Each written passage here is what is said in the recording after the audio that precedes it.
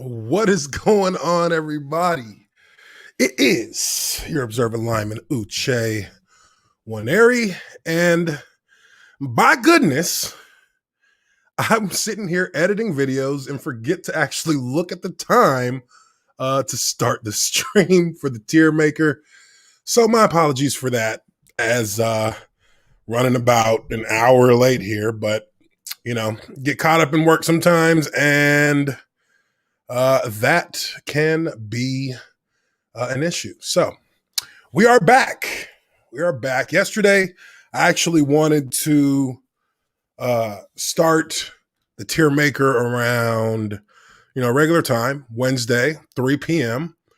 And turns out I forgot that there was a football game that came on yesterday between the Ravens and the Steelers. Steelers won that game. Ravens ain't looking good right now, guys. They are not looking good. Not looking good at all. But we are here. We are back. NFL's week has just been it's been all over the place. They've had to do a lot of postponing. They've had to do a lot of different things to try and get themselves or get games finished up for week 12. And now we're officially in week 13, even though there wasn't really any downtime between what's going on with the last week and this week. So we got a game tonight. It's Thursday night football. That game is going to be, who's that game? Who's on that game? Do they have a Thursday night game this week? Let me see. I don't see one. Weird. I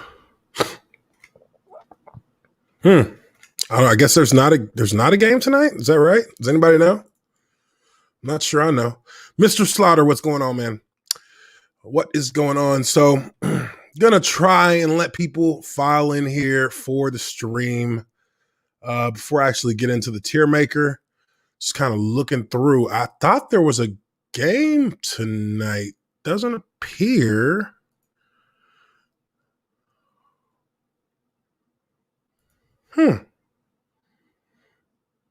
Doesn't appear to be one. Doesn't appear to be a game for tonight. So that's weird. That's weird. All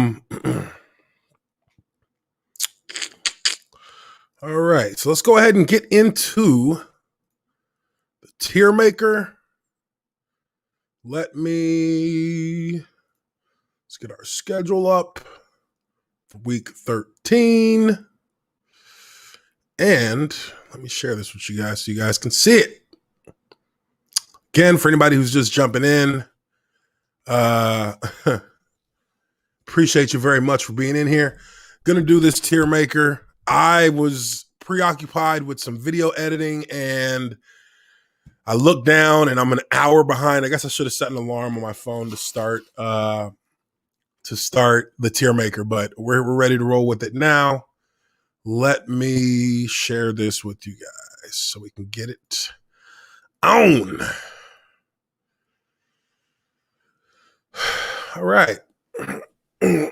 So for those of you who are new to the stream, the Tiermaker is basically set up as a kind of a who's who in the categories of how NFL franchises operate, from being the best to being the worst. So on this one, our worst are the basement dwellers.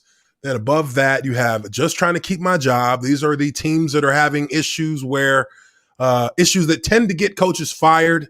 And these are the teams that are treading in that water, trying to keep their job, trying to earn another chance to continue coaching.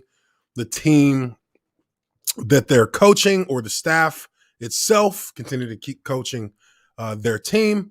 Then from there, you got party crashers. These are the teams that have enough talent, even though they're not consistent, they have enough talent to, knock a team out of playoff contention. And, often we see those teams, rear their ugly heads late in the season. We're in December, so we're in the last month of the regular season. So this is going to be one of those teams that can actually, slip in and get a win against a team that maybe they shouldn't, and keep that team from hitting into the postseason. And now right above that, you got one win away. Those are the teams that are competing in their divisions, but they're just missing a little bit to get them over that hump. And generally, these teams are the ones that need, one or two more players to kind of push them over the top and being a really competitive team, being able to get them into the postseason.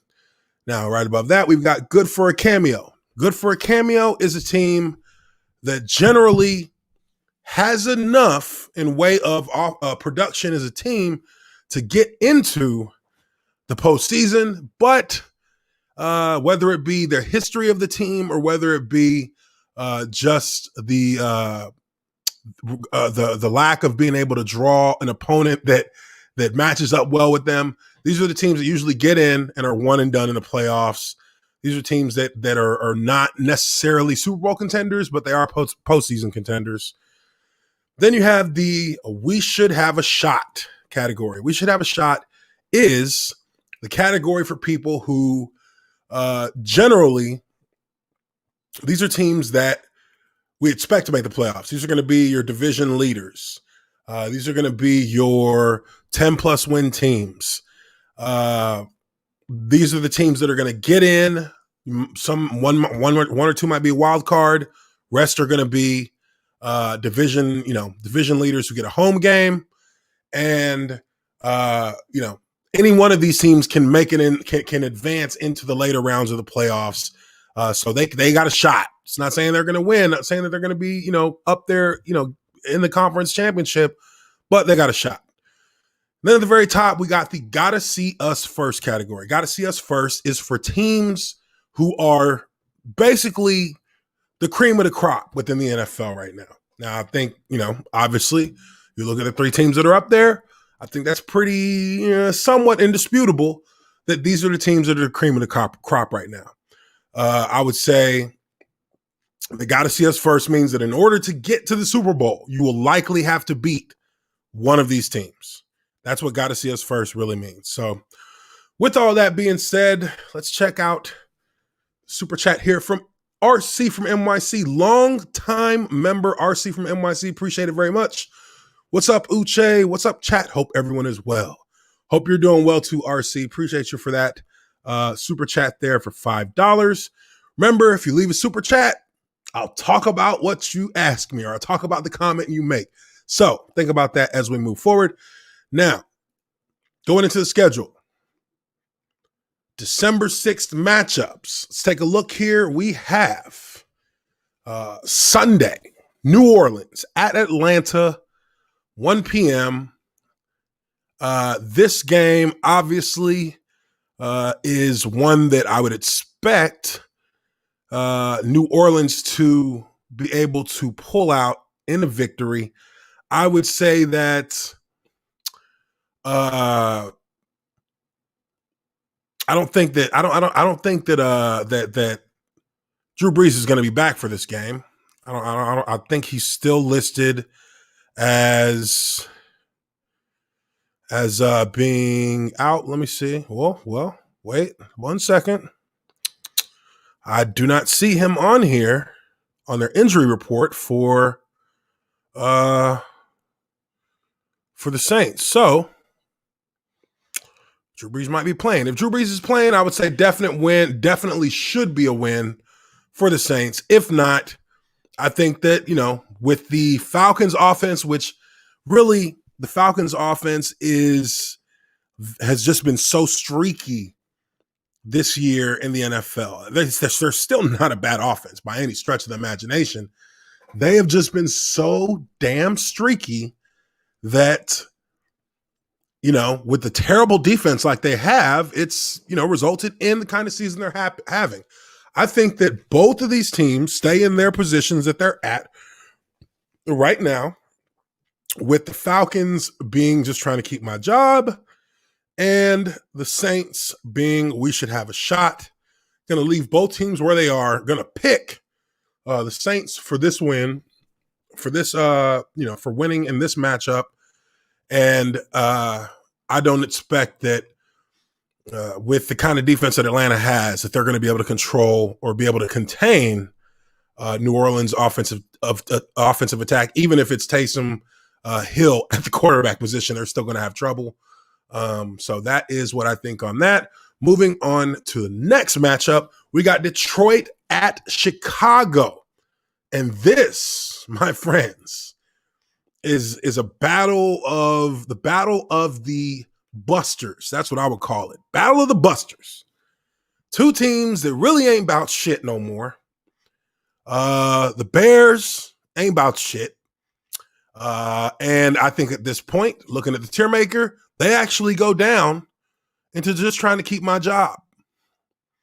Just trying to keep my job with the Lions. Well, the Lions actually, as we all know, have made a move on that front with Matt Patricia and their general manager being fired after that embarrassing loss on Thanksgiving. So the Lions are actually running with an interim head coach right now and an interim GM.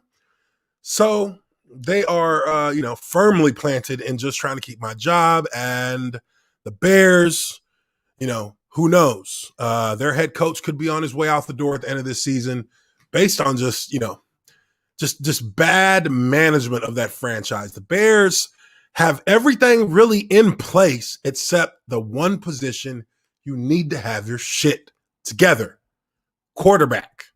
They've got nothing but bums at quarterback. Am I lying? No. They got nothing but bums at quarterback. So as long as that's the case, they're never gonna be a contender. They're never gonna be a contender as long as they have bums at quarterback. And look, when you say for the Bears that the last good quarterback they had was Jay Cutler, I mean, Jay Cutler was a good quarterback. It was night and day with his skill compared to what they have right now. And people hated Jay Cutler then. So, sometimes you just got to recognize when you got something good. I'm going to go with the Lions winning this game. I'm going to give this game to the Lions because the way I look at it, even though the Lions have a shit record, even though the Lions fired their head coach, I feel like I can argue that they actually have a better team than the Bears have. I think I can argue that. So I'm going to pick the Bears. I'm going to pick the Lions. The Bears have moved from party crasher to just trying to keep my job. And that's really what it boils down to in this case. So that's my prediction for this game. Moving on to Cleveland at Tennessee. This is actually a pretty interesting matchup. This is actually a matchup that a lot of people maybe not paying too much attention to, but this is an interesting matchup. Cleveland is sitting at 8-3 right now, and Tennessee is sitting at 8-3. And really, these are two teams that have overcome some adversity through the course of the season. Tennessee went on a pretty rough patch where they lost 3 out of 4 games. And since then, they've won 2 in a row. But, this is a team that has bounced back from adversity, losing to the Steelers, losing to the Bengals, and then getting smashed by the Colts. They turned things around against the Ravens, beating them 30-24, and then came back and returned favor against the Colts, even in the series for the division lead there. But Tennessee's really put things together. I think, honestly, I could move them up into the we should have a shot category just based on, look, this is a team that kind of, that identity that they've had over the last few years since Mike Vrabel has come in as the head coach. That identity has held true for them. It doesn't matter who they're playing. It doesn't matter how many losses they have. Their identity is set in stone. The way they operate and the way that they play as a team is set in stone. And they have, been resilient throughout the course of the season when they're dealing with things that aren't working in their favor. They have pedigree there. They were the team that beat Baltimore, that brought down Baltimore in the playoffs last year, and they're still that same team now. So I actually feel like they deserve to be promoted to we should have a shot. And on the flip side of that, I'm going to keep the Browns where they are simply because this is their kind of, I guess this is their coming out party. They're 8-3, but how strong of an 8-3 are they really? That's really where my question is. How strong is the 8-3 that they have? Their 8-3 does not really hold the same kind of validity that the 8-3 of the Titans has. They beat the Bengals, they beat the Washington, they beat the Cowboys, they beat the Bengals twice, the Texans, the Eagles, the Jags. They have not beaten a real contender. They have not beaten a strong team all season long. Outside of, okay, I'll give them the Colts. They beat the Colts, which they were a strong team. And that's really it. They have one quality win of all of their wins. Very soft schedule. Now, they got the Titans, they got the Ravens, and they got the Steelers. Out of their next 5 games, 3 teams would be considered quality wins. And, if they can win those games to kind of finish out the season, then yeah, they definitely deserve to be in a higher rank. But for right now, they're good for a cameo, and that's where I'm going to keep them. I'm actually picking Tennessee to win this game. And yeah, I think that's a safe bet to make in this regards for me. So, going to keep Cleveland where they are, move Tennessee up to we should have a shot. And now we're moving on to the next game on the schedule. Cincinnati at Miami. I think this one is probably going to be the easiest one to call on this. You got Cincinnati. Cincinnati is in dire straits right now. They lost the one piece that was actually keeping any kind of hope for the future in the forefront for the franchise. Now they're in a bad situation. They have no quarterback. They have no real identity, and they're just trying to get to the finish line at this point. And they're playing against the Dolphins. Dolphins, obviously, different scenario there. This is a team that has momentum. This is a team that really, at 7-4, is competing in one game behind Buffalo for their division.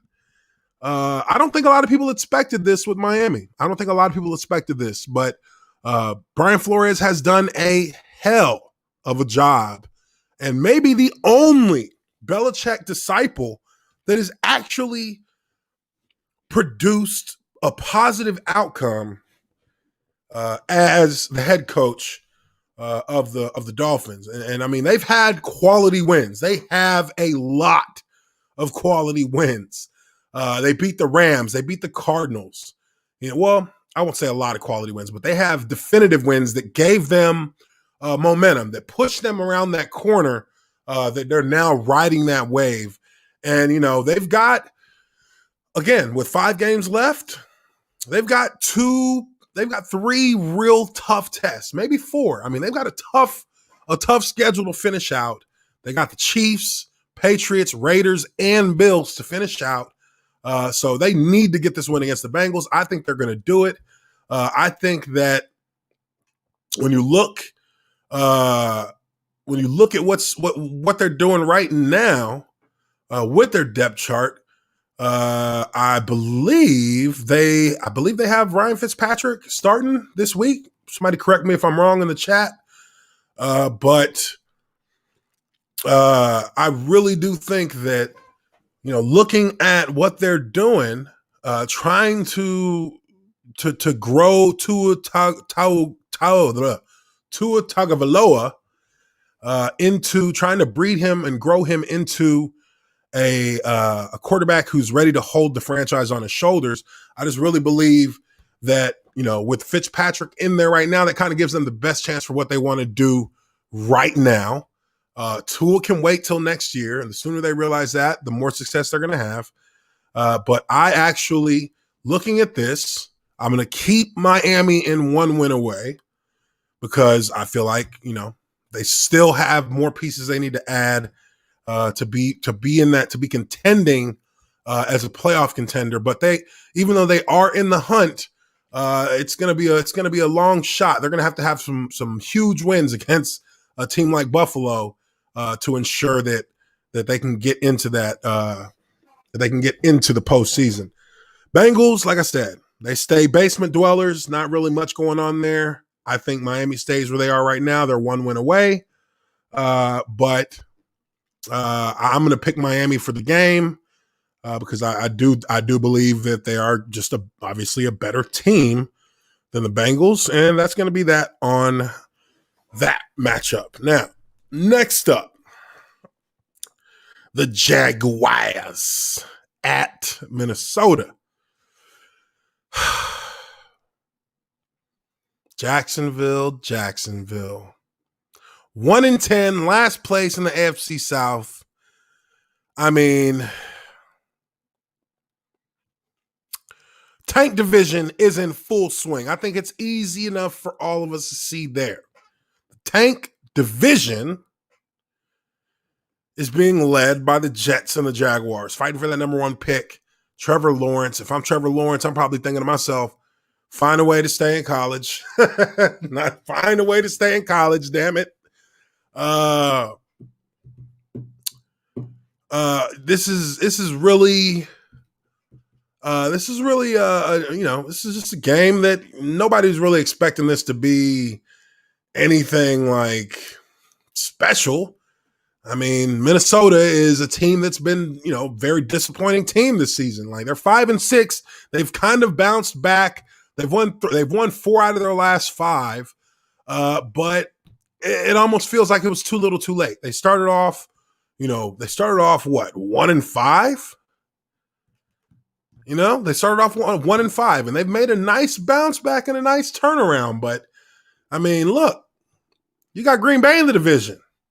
I don't know. Green Bay has been streaky, a little bit streaky, but I don't know that they're going to lose 3 more games. I don't know if that's going to happen. They're behind. They are, they're beginning to reestablish their identity, and that really was behind the running of Dalvin Cook, and now, with a late push into the season, they're going to have some things happen for them to be able to get into the postseason. But I will move them up. Into Party Crasher. Just because, I do believe that turnaround has been strong.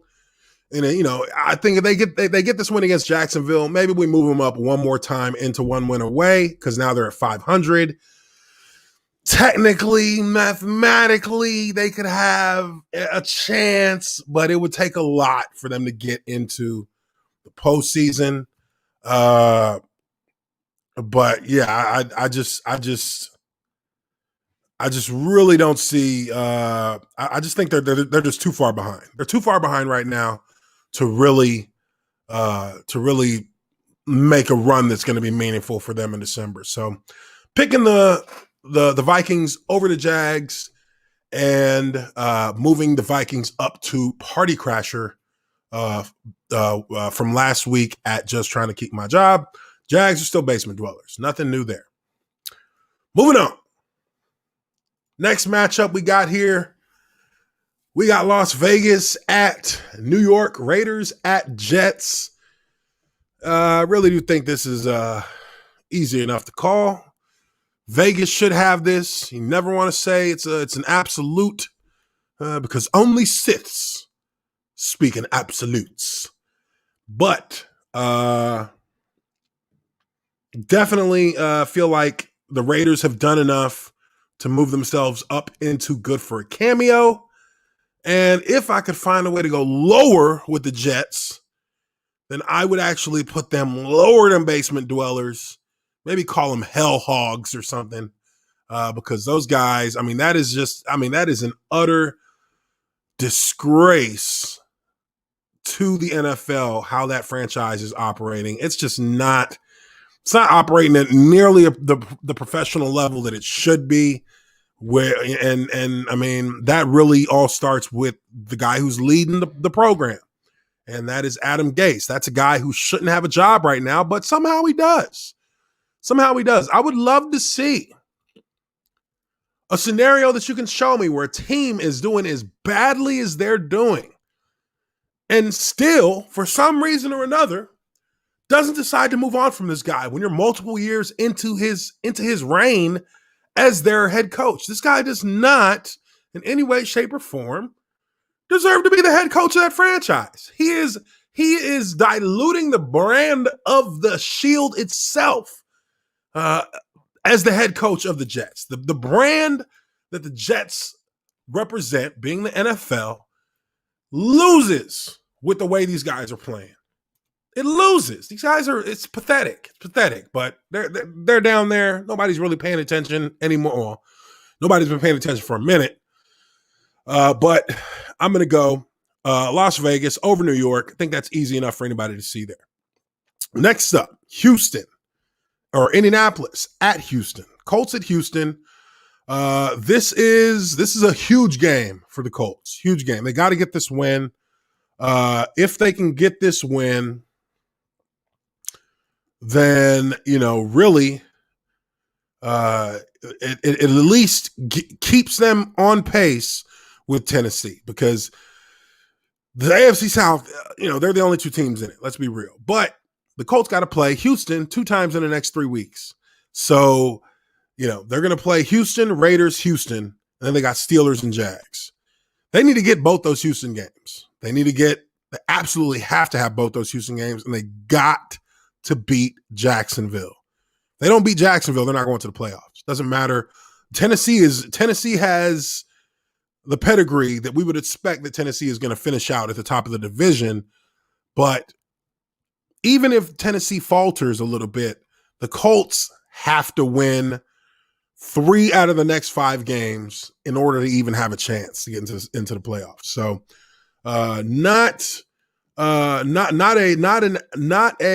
it's not necessarily, I would say it is must win. They have to beat Houston. If they don't beat Houston, it's over. Because if I remember correctly, I think Houston beat, let me see. Well, they haven't played them. Houston lost to Tennessee already. So you can't fall behind in that matchup in the division. So I'm going to go in this game. I'm going to call this an upset. I'm going to go Houston actually beating. I'm going to say that they're going to beat Indianapolis. I'm looking at this, and Houston's won 3 out of their last 4. Hadn't been pretty. They did blow out the Lions, but hadn't been pretty otherwise. But I think that they're fighting. I think they're fighting for just the pride that they know that they should have as a team that should have been competing for postseason greatness this year. Bill O'Brien decided that he wasn't having none of that. And, their whole season fell apart the moment they decided to trade DeAndre Hopkins out of Houston. And now with the fierce rebelliousness, they are trying to circle the wagons and operate with some sort of identity as a franchise. And I can respect that. So I'm going to say, with that, and with one of the most dynamic quarterbacks in the NFL, regardless of their record, Houston is a threat, a huge threat to the Colts, and I think they actually pull this win out. And I'm going to move them up to the role of party crasher. I think they can get that done. Colts are going to stay 1 win away, and Houston is moving up into party crasher. I'm picking them in the upset over the Colts. Next up, Los Angeles at Arizona, and this is a difficult one. This is difficult. This one is hard to really make a call on because honestly, these are two teams that have just shown nothing but inconsistency. Just when you think they're about to hit their stride, they blow it. They blow it. The Rams have not won more than 2 games in a row the entire season. Their longest streak has been 2 games. They have been 2-1, 2-1, 1-1, 2-1. That's their entire season. That is a team that is inconsistent. That's a team that does not have the wherewithal as a franchise, as a team, to really find their stride, hold their stride, and be able to build on the things they do good. You know, they went on a little 2-game run, and then they lose. That's basically been the story of their season. And then you look at the Cardinals, and the Cardinals really, the Cardinals, I mean, they've kind of been the same way. Cardinals 1-2, lost 2. 1-3, lost 1. 1-1, lost 2. This is another team that just does not have consistency. They're streaky. And I mean, there was a point where this team looked really good. When they beat the Seahawks 37-34, a lot of people felt like that was a statement game to take the division. But as we all know, you can't beat the champ unless you knock the champ out. Only way this team gets into the postseason, both of them, Los Angeles and Arizona, the only way they get into the postseason is by knocking out Seattle. And I don't think either one of them are built enough right now at this point to do that. I don't think they can recover from the 2-game streak that they have right now, the 2-game losing streak that they have. I don't think that they're going to be able to recover enough to actually pose a threat of getting into the postseason. And really, I mean, I think that that's why this is such a hard game to call, because both teams, these are almost outside of the quarterback position, these are 2 teams that are almost mirror replicants of each other. They're both just streaky and inconsistent, but they're a top tier talent in terms of man for man players on the squad. These are 2 teams that are supremely talented, but just don't have the consistency right now. So calling the game, I mean, it's 50-50 literally. So I'm going to go with the X factor in Kyler Murray. When you're looking at both these franchises, their quarterback play is where you start. Jared Goff, he's not getting it done. And really, he's probably one of the most overpaid players in the NFL right now. Cardinals, on the other hand, they've been inconsistent. They've had issues, but Kyler Murray is still an explosive superstar player. I'm going with the Cardinals on this one over the Rams. And I feel like they both stay in that same position. They're good for a cameo. They are competing with Seattle to get into the postseason. I think over the next few weeks, we're going to see one of these 2 teams drop down, or maybe both of them, because before anything can happen for them moving forward, they got to see the Seahawks and get permission from them to get into the postseason. So with that, going to leave them where they are. They don't move. And for everybody just joining, anybody who's just joining in on the stream, we're already 3/4 of the way through the schedule for this week, I believe. Yeah, we got about what? 1, 2, 3, 4, 6 matchups left. So yeah, you kind of missed the Bears if you're just getting in on this. Already went through the Bears. I see somebody asking about that in the chat. But yeah, this Tiermaker list that we have here, we've already kind of run through a lot of these. Some of these teams aren't going to move just because, we know what kind of team they are. It's just not going to move around much. But as we, get into the last month of the season, you're going to have a ton of huge divisional matchups. That's what everything is going to come down to, the division, the divisional matchups in this last portion of the season. So just keep that in mind. But I'm going with Arizona over Los Angeles in the late game. Like I said, I believe that the quarterback position is always going to be one of the biggest factors in a team being able to win or giving themselves a chance to win. And I just don't see, with what I've been seeing from Jared Goff out of the Rams, there's nothing that leads me to believe that even in the best case scenario for the Rams, even if they get into the postseason, there's nothing that I can look at with how he's played this season that would lead me to believe he has what it takes to help lead them into any kind of run in the playoffs. So we'll leave it at that there with them. Arizona over LA. But we're going to keep them in the tiers that they're in right now. Don't see much of a reason to move them around. Next up, New York at Seattle. I told people before that playing in Seattle this year is not the same as playing in Seattle in any other season since they've been in that stadium. The 12th man is non-existent in 2020 for the Seahawks. I think that is, that's the reality of it. There's no real advantage for Seattle at home. So any team that's going in to play them, you are truly playing on a level playing field. And the Giants are going in to Seattle.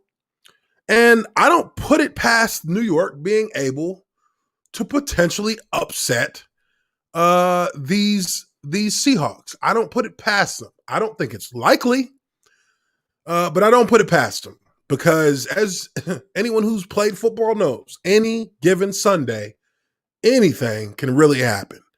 But Russell Wilson, as I've said many times, is an alpha leader. He is an alpha leader. The team that his team, the Seahawks, is truly his team. Everyone in that franchise, everyone on that team buys into his leadership wholeheartedly, because he's proven himself time in and time out. He's carried that team when no one else could. He's done everything necessary and beyond to push Seattle towards success. And he's done that every year of his career.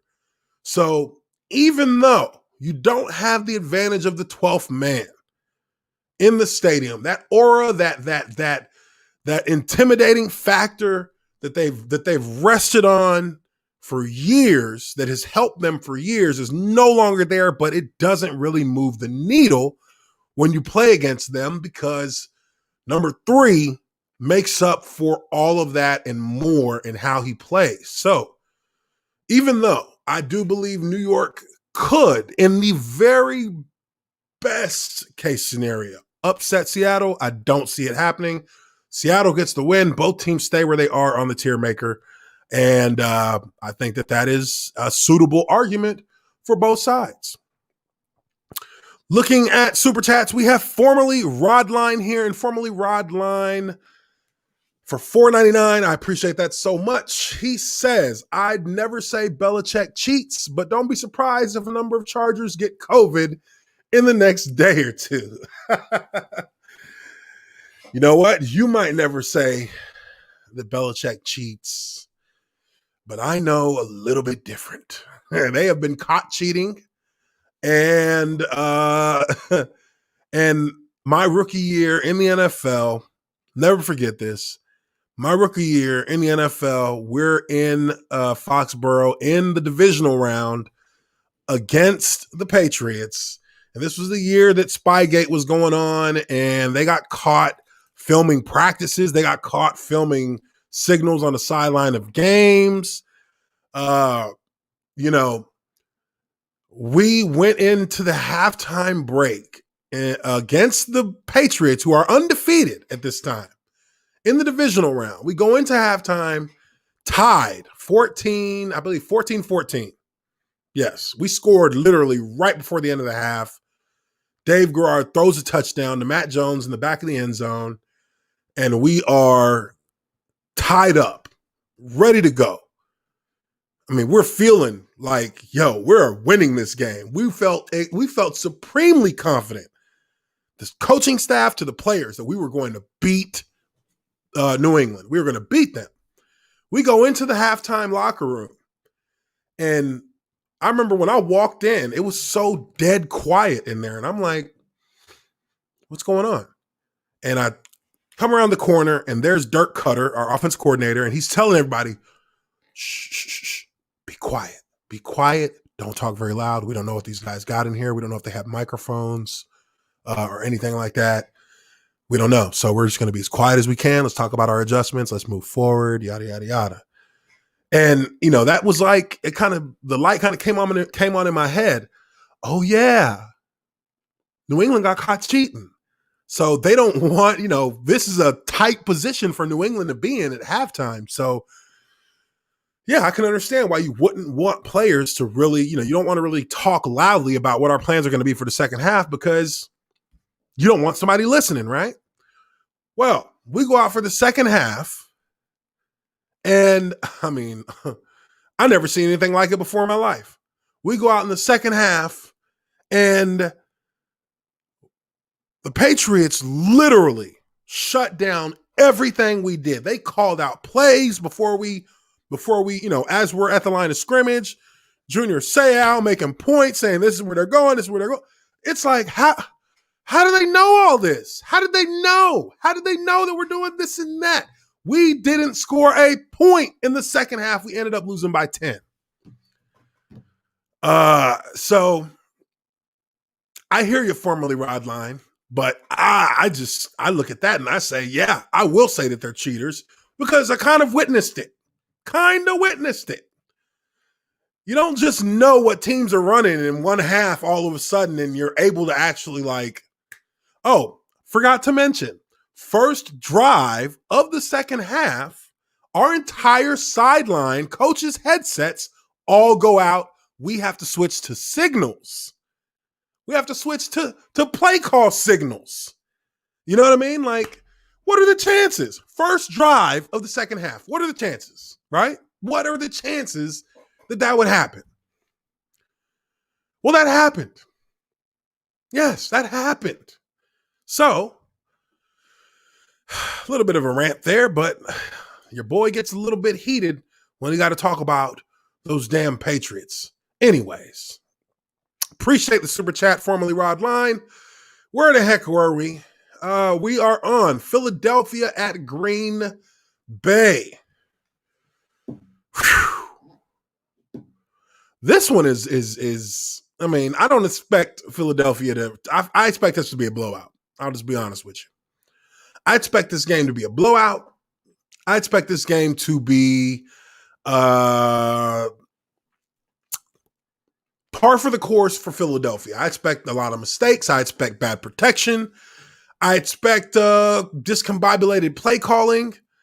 I don't expect Philadelphia to really do anything worthwhile against this Packers defense. And I mean, I'm not saying the Packers defense is even great. I'm just saying that the Eagles offense as a whole, the Eagles offense is just that bad.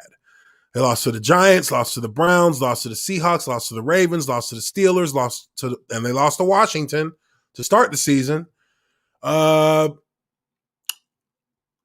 Just it's just really disappointing looking at what the Eagles have been in the last couple years, coming off a Super Bowl championship, and then just somehow finding themselves in a position of just pure futility as a squad. Now they're lucky. They're lucky. They're in NFC East. This is a shit division. This is a pure shit division. The New York Giants and Washington are tied for first place at 4-7. Holy shit. Give me a break. You know what I mean? Like, it's a terrible division. It's the worst division in football, clearly. And, again, you look at what they've done in the last, 3-4 years, and then you see what they've become, and it's kind of disgusting. But I would think that, this is going to play out exactly how most of us expected to play out. And Green Bay, being at home, is going to dominate these cats. Now, where does that put them in the Tiermaker? Well, Philadelphia is honestly, they're on thin ice. They are really. Just thinking about it now. I'm trying to find a reason to keep them, and just trying to keep my job, because I think this is just, they're a franchise that could very well. I feel like their head coach should be on the hot seat. I feel like this should be, if they continue to lose, which they're certainly they're close to certainly going to lose against Green Bay. Then they need to go another direction, because now that's 3 seasons of futility. I mean, come on.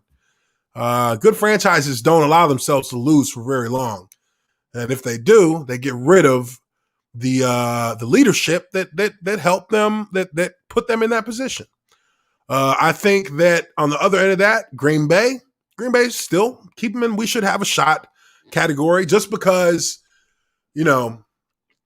really, this is a streaky team that I wouldn't expect to make it out of the divisional, but they are still a very talented team with Aaron Rodgers at quarterback. They're still a elite level offense with Aaron Rodgers at quarterback.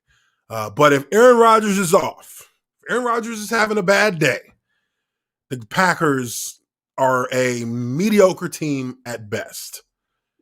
That's just my opinion, but I think you'd find it hard to argue against that. If Aaron Rodgers is not on point, you can pretty much bet that the Packers are going to lose, and that's been the case in each of their losses. So that's what I see on that. I'm going to go with, obviously, the Packers in this game. They should destroy Green Bay. Destroy Philadelphia. Whether that happens or not, we'll see. But let's take another look at another super chat. Oh, Butter Biscuit 92. Now I think he's like a 3-month or 2 or 3 month member here. Butter Biscuit. Appreciate you with that $5 super chat. Butter Biscuit says, yeah, I remember that game, always rooting against them as a Pitt fan. The cheating was clear when they said your play calling got messed up. Or when you said your play calling got messed up. Yeah, man, that's in response to the story I just talked about with the Patriots. Yeah, that was a hell of a coincidence. A hell of a coincidence that we went from having the Patriots on their heels. They really were like having trouble stopping our run game. They were having trouble containing David Garrard, and then we tie the game up going into half, so we've got momentum for days. And then we come out and we get the ball at halftime. After half, we get the ball. So we're looking to go up 7 points. We're in the huddle. Dave can't call a play because he's not getting anything through his headset. The coaches aren't getting anything through their headset from the coordinators up in the box. So we have to call a timeout, let the refs know that our headsets aren't working, and then we have to go to signals. Now, to be fair, because our headsets weren't working, that meant that the Patriots had to cut off their headsets as well.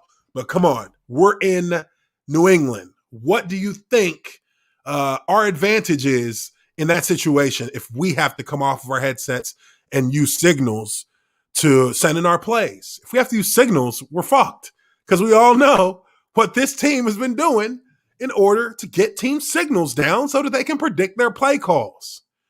So, it was a shit deal. I mean, obviously, everybody knew what New England was doing that year, and thank God for the New York Giants, right? But like I said, here on the Tiermaker, Green Bay is going to stay where they are.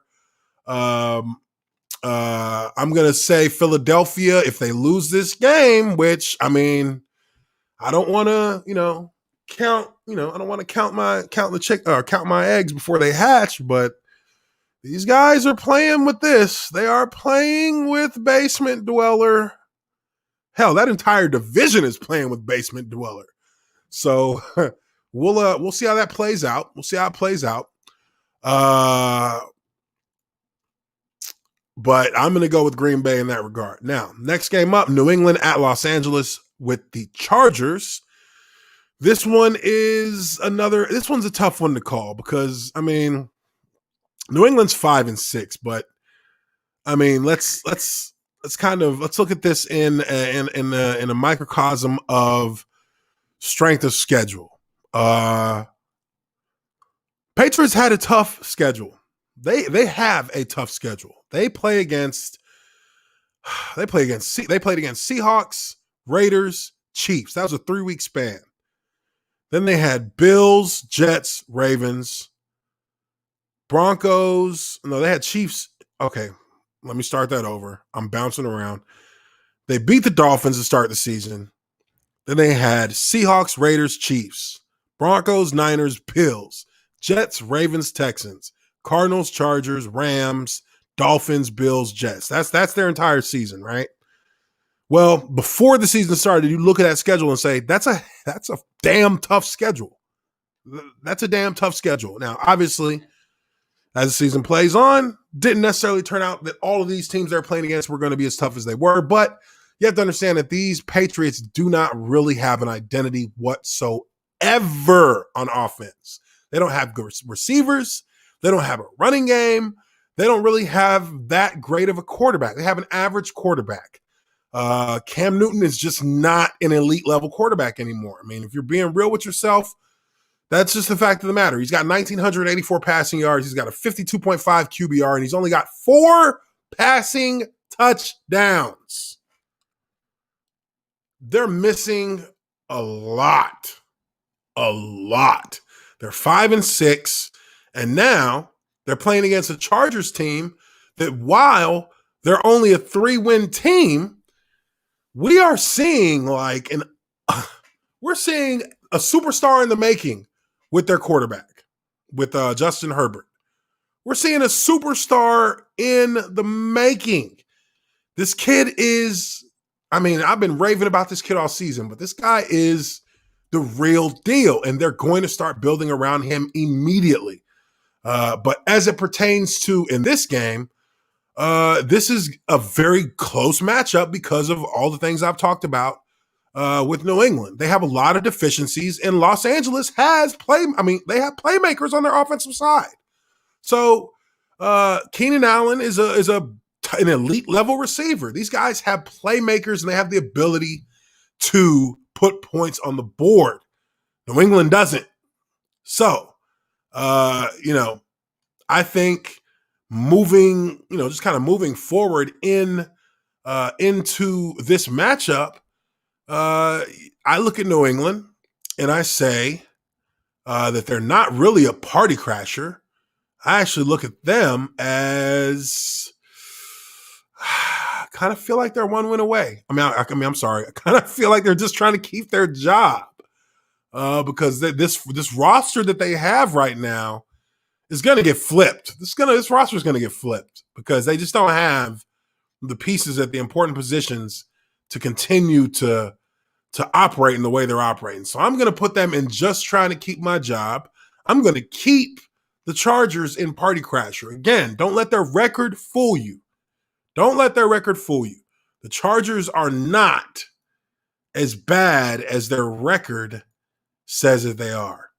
I mean, if you look at the losses that they've had, they have been playing against elite level teams and almost beating them. Chiefs, they lost by 3. Bucks, they lost by 7. Saints, they lost by 3 in New Orleans. Raiders, they lost by 5. That we all, that was a last second loss. Dolphins, they lost by a touchdown. Bills, they lost by 10 points. I mean, they're playing against the best in the league and they're holding their own. They have a very tough schedule. So, you look at this team and you say, can they beat New England? Hell yeah. I'm picking them to beat New England. Because of that, they have the offensive firepower to get it done. They can put up 35, 40 points. They can do that with the quarterback they have. New England can't do that. So I'm going to keep Chargers and Party Crasher. I'm actually demoting the Patriots down into just trying to keep my job. And I'm picking the Chargers for the win on Sunday. So that's that on that. Now, last Sunday matchup, we got Denver at Kansas City. I mean, it's the nighttime game, but I just don't see Broncos. I don't see the Broncos coming out of this looking good. And they're going to Kansas City. I just don't see that happening. I am and as far as the Tiermaker goes, I'm going to give them the benefit of the doubt from last week not having a quarterback. Like literally not having a quarterback. I'm going to keep them in Party Crasher. I'm going to keep them there just because that wasn't really that wasn't fair. And, you had a quarterback, you had to bring up a guy from practice squad who was a receiver on practice squad, but played quarterback in college. And you're going to ask him to go out and win you or even really play decently in an NFL game? He's not a quarterback anymore. And his entire attention has been on his position at the current moment as a practice squad player and wide receiver. So, what the hell did anybody expect to happen to these guys? What did you expect was going to happen? That they were going to actually compete? So I'm going to give them the benefit of the doubt on that. I'm not going to demote them for that loss because that really was kind of out of their control. You know what I mean? But they're going into Kansas City. I think we all know what that means. They're going to have to put up 50 points if they want to win. And I just don't see that happening with Denver. So I'm picking KC, and KC sticks where they are, obviously. Got to see us first. And I will keep the Broncos as Party Crasher until the inevitable loss that they seem to be looking at going into Kansas City on Sunday night. Now, Monday night matchup. We got 2 of them. This one's weird. We got a weird finishing off of week 13 here. So we got Washington at Pittsburgh. As far as the Tiermaker is concerned, this is this is kind of weird. But they're tied for the Washington football team is tied for first in their division. I think we know that don't mean shit. They're 4-7, tied for the division lead with the Giants, yet they are not moving one iota out of just trying to keep my job. And that doesn't mean that this is a team that has a head coach that's necessarily in danger of losing his. Ron Rivera, his first year as the head coach, I don't think his job is on the line by any stretch of the imagination, but a lot of people's jobs are going to be on the line at the end of this season once they decide how they're going to move forward with their roster. Obviously, Ron Rivera wants to get an opportunity to build a franchise in the way that he wants it to be built. So they're going through all the shit right now, and luckily they're not being embarrassed because the rest of their division is hot garbage ass too. So they're going to remain and just trying to keep my job because of all those things I just listed. Now, I think we would be foolish here. We would be foolish here to assume that Pittsburgh has this one in the bag. Washington may not be a good football team, but they do have some good football players. One case in point being Chase Young. We all know this guy has some future Pro Bowler, superstar written all over him. He's shown some great things thus far this season. I'm not going to anoint him per se, but he can affect a game and he can affect your quarterback. So Pittsburgh has to be wary of that going into this matchup. Also, I just kind of feel like Pittsburgh has been winning pretty ugly. And it kind of reminds me of the 2002 Tampa Bay Bucks. That was a team that was absolutely dominant, almost at the same level as the 2000 Baltimore Ravens. This was a team that had an absolutely dominant defense and an offense that, while not very explosive, managed the game and managed to win. I mean, they won about half of their games really ugly, but they ended up winning the Super Bowl that year. Pittsburgh is winning pretty ugly. And sometimes when you're winning ugly, I mean, it does say something to the character of your team. Your team is willing to do whatever it takes, no matter how shitty it may look. It may not be pretty. It may not be, explosive. It may be last second, week in and week out. But we've become accustomed to winning that way. So for us, it's not pressure. It's just kind of what it is for us. That's kind of where I see the Pittsburgh franchise being at right now. They're winning. That's it. We're just winning. We're not blowing people out. We're not like leading in all these different categories in the NFL on offense, but we're winning. And that's all that matters. So while I think Washington has some pieces that can cause some issues for Pittsburgh, I don't think it's enough to really give them a good shot at an upset.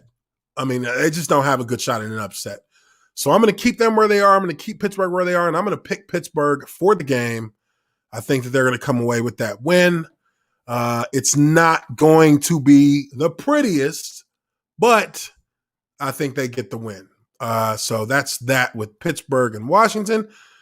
Also on Monday, we got Buffalo at San Fran. Now, this one is a tricky game if you're Buffalo.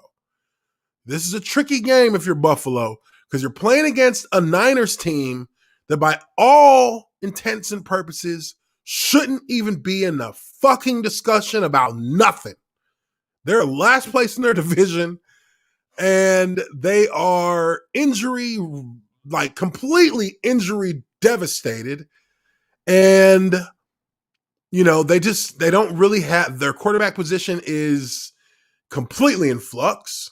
So one would imagine that there's a likelihood that they should get blown out by the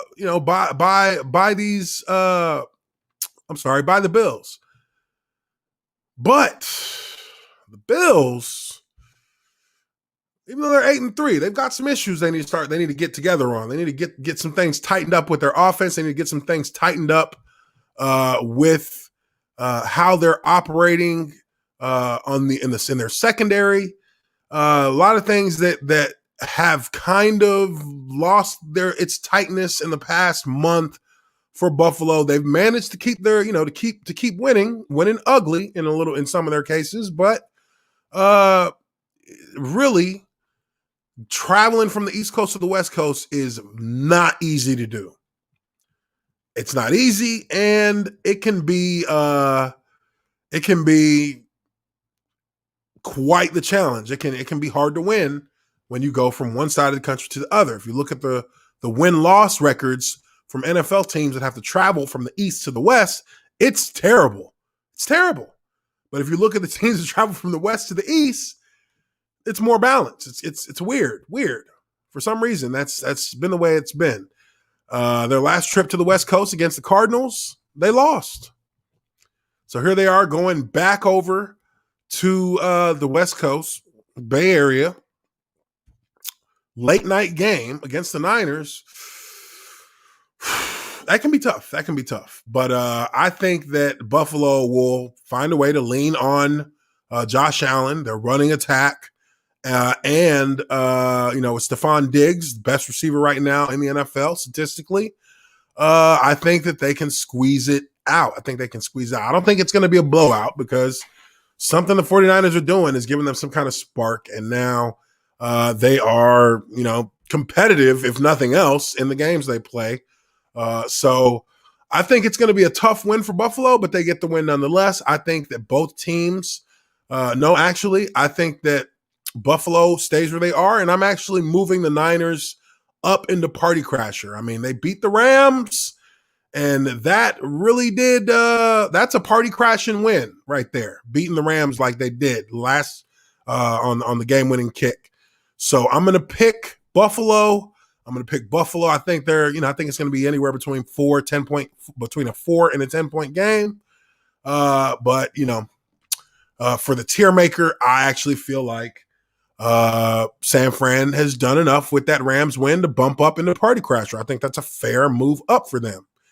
Now,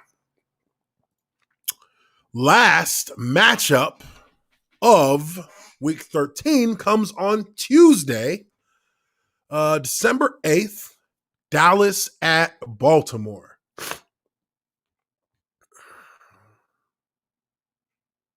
I'm going to say something that's probably going to come as a surprise from some of it'll come as a surprise from some of y'all, but I also think it won't come as a surprise for others. I think Dallas beats Baltimore.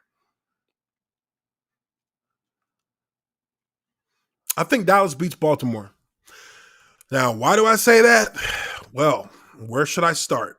Baltimore's lost 4 of their last 5, and it hasn't been pretty at all. Even in their win against the Colts, it wasn't pretty. But I just think that too many teams have figured out how to effectively shut down Lamar Jackson. I think Lamar Jackson has regressed a little bit with his passing game. I think that the team has, as a whole, regressed because Lamar Jackson has regressed. This was a team that was 6-1 a minute ago. Now they're 6-5. They're in trouble. They are in big trouble. They're third in the division. They're not even going to make the playoffs at this rate. They're third. This is the AFC's top team. This is the NFL's top team record-wise last year.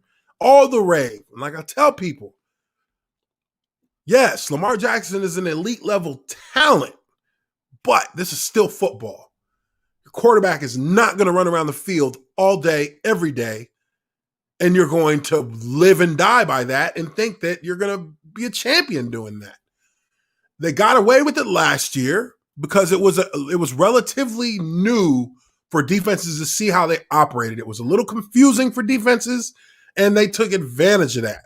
And like with everything else in the NFL, once they figure it out, they shut it down, and you've got to go back to playing football.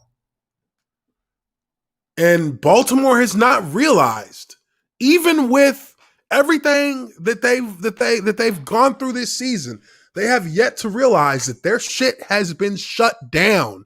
Go back to playing football, because you're not running this read option, triple read option with Lamar Jackson to beat teams anymore. You may get yards on it. There's no denying that. You're going to get yards because he's a talented runner, but he's going to have to throw the ball to win games. He's going to have to start changing what you're doing, start adapting to all of these things right now, because really it's the only way that it's the only way that they can move forward and find success again.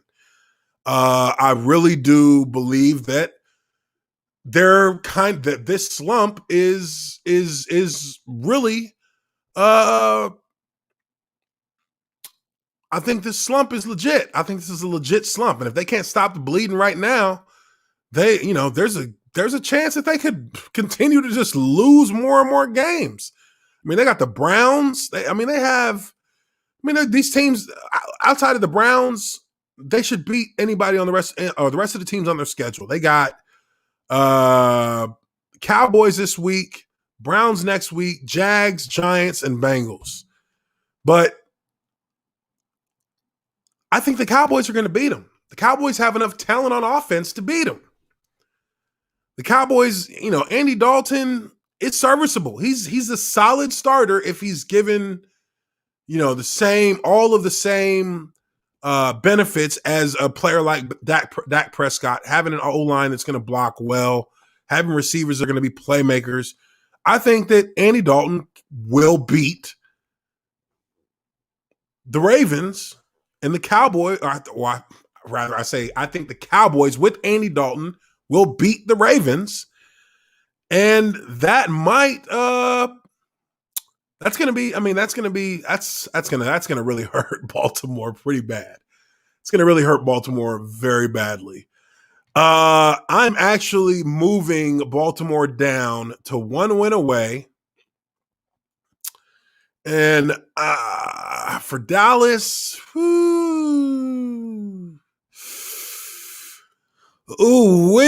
Dallas, 3-8, not good. Got blown out by Washington, not good. Man, 1, 2, 3, 4, 5 of the last 5 of, oh my God. The last 5 losses for the Cowboys have been blowouts. They have the worst defense, I believe, in the NFL. So while this should be a week for Baltimore to have that bounce back game, I don't see it. I think this team is so they're so completely bummed out with all the losing that they've been doing. I don't think they have the confidence to win right now. But the Cowboys aren't a good team. But they have good players, but they're not a good team. But in the state that Baltimore is in right now, mentally they've got to be shattered into pieces right now because they just keep losing. But I think that's going to affect their ability to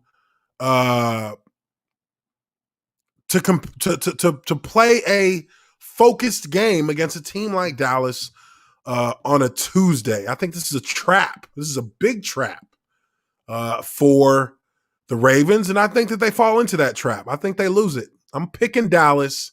I'm not moving Dallas up because if you look at the scores of their last 5 losses, ain't no reason to move them up. They're still just trying to keep their job.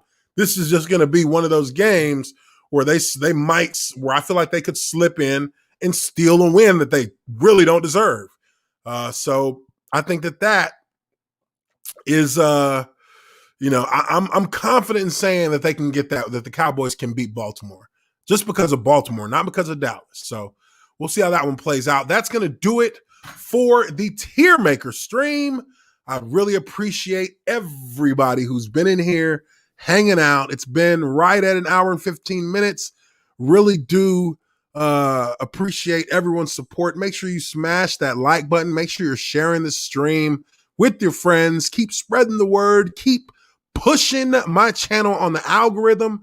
I'm going to try and have my Cincinnati O-line breakdown ready by this weekend. Can't make any promises exactly yet, but I will be looking to get that finished for the weekend so you guys can have that checkout going into game day. But I really do appreciate you guys very much. I am your observant lineman, Uche Nwaneri, and I will catch you all on the next one, the next week Tiermaker stream. Everybody have a good one, and peace out.